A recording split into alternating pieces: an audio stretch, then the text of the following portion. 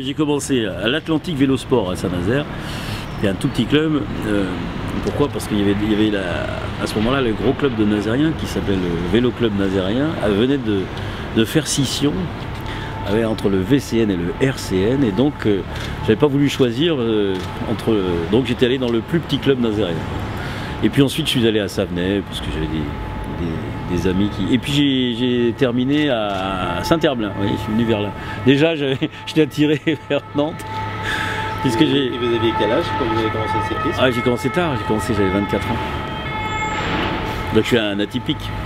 Vous avez commencé le vélo à 24 ans? Ouais, jusqu'à une trentaine d'années. Alors justement sur le pont, vous êtes passé plusieurs fois, et notamment en compétition. C'était lors du Tour de Loire-Atlantique. Le Tour de Loire-Atlantique. Qu'on relance là. 40 ans, je sais plus. Quelle année j'ai fait le tour? 85, 86 dans ces années-là? Milieu des années 80. Et la difficulté du pont à traverser? En course, on ne le voit pas passer, on est aspiré. En course, ça va tellement vite qu'on est aspiré. Ouais. Dans un peloton, on est aspiré. Et puis en plus, pour moi, c'était l'arrivée à Saint-Nazaire. Quand on passait le pont, donc Saint-Nazaire, c'était ma ville, donc on avait des ailes pour grimper le pont, et puis surtout moins de kilos. C'était l'arrivée à Saint-Nazaire. Voilà, donc il y avait plusieurs. D'abord, j'étais en forme. Je faisais 20 kilos de moins et surtout j'avais des ailes parce que j'arrivais dans ma ville. Et donc on voulait briller évidemment j'avais soif de briller dans ma ville. Mais c'est une course de très haut niveau, enfin de haut niveau national. Comme elle le sera dimanche prochain, samedi prochain et dimanche. On relance le Tour de Loire-Atlantique, je suis content de ça. Ouais. Il va passer par Saint-Nazaire? Il va pas passer par Saint-Nazaire. Pas cette fois-ci, pas cette année. Pas cette année, mais sans doute plus tard. Et alors j'ai des photos, juste, ça c'est l'anecdote, avec Jean-Cyril Robin, qui lui a gagné le Tour de Loire-Atlantique juste quand j'ai arrêté moi. Et quelques-uns, donc mon entraîneur de l'époque, et quelques copains de l'équipe, on a visionné, ils m'ont fait un cadeau génial, c'était l'an dernier ça. Ils m'ont fait visionner les films vidéo du Tour de Loire-Atlantique de l'époque. On voit les copains, etc. Et là il y a des choses extraordinaires, c'est quand le Tour de Loire-Atlantique traverse Saint-Nazaire. Les voitures, on passe par exemple devant le centre Leclerc, tout l'urbanisme, tout a changé. C'est fabuleux parce que ça fait 30 ans, quoi, 85, donc 30 ans. Et quand on voit ces films, moi en fait je regardais plus les paysages que l'environnement, que la course, en regardant ces films. Et quand on voit ces films, on se rend compte de l'évolution, c'est génial. Le Tour de France est passé plusieurs fois. Ah oui, le Tour de France est passé d'ailleurs. Vous avez des souvenirs sur le Tour de France particulier? Une fois, il y a eu, ils sont passés par, c'était un contre-la-montre par équipe, donc c'était assez spectaculaire, puisqu'on voyait les équipes. Donc là, c'est pas un peloton, donc sur le pont. Et là, ça représentait une vraie difficulté. Donc c'était, et l'arrivée était à Saint-Nazaire.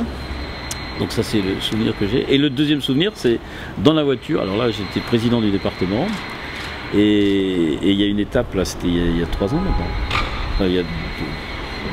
C'était l'étape qui partait de Vendée, et l'étape qui arrivait à Redon.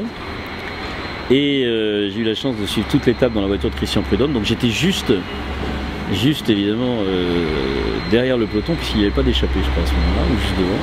Et là, j'ai vu le peloton du Tour de France dans la voiture du directeur sportif. Et c'est vraiment un beau souvenir, parce que être derrière le peloton... ça vous a rappelé des souvenirs? Non, surtout c'est une belle image. Une belle image, et puis en plus j'ai vu toutes les images du Tour de France autour du pont, on avait fait en sorte... Donc ça c'est des belles images, parce qu'au fond, quand le Tour de France passe sur le pont de Saint-Nazaire, qu'est-ce que font les hélicoptères, les caméras de France 2? Ils filment Airbus, évidemment la construction navale, et c'est là qu'on voit la beauté du site industriel au portuaire. Sans chauvinisme, lequel est le plus beau, Cheviré ou le pont de Saint-Nazaire? Moi, la première fois que j'ai vu aussi le pont de Cheviré se construire, j'étais plus âgé. Il y a un truc qui m'avait épaté, c'était, surtout quand on parle aujourd'hui de saturation, c'était qu'il y ait 2 fois 3 voies, quoi.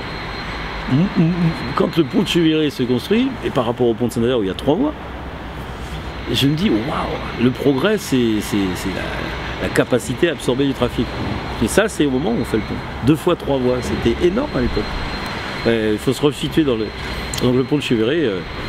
Bon, moi j'ai moins participé, je suis nazérien, à l'époque j'ai pas du tout participé au débat nantais sur tunnel, pont, etc. Donc je me sentais évidemment moins concerné par le pont de Cheviré. Aujourd'hui, le pont de Cheviré, d'ailleurs les travaux ont commencé, il est de compétence nationale, hein, c'est l'État qui a la gestion du périphérique à Nantes et du pont de Cheviré.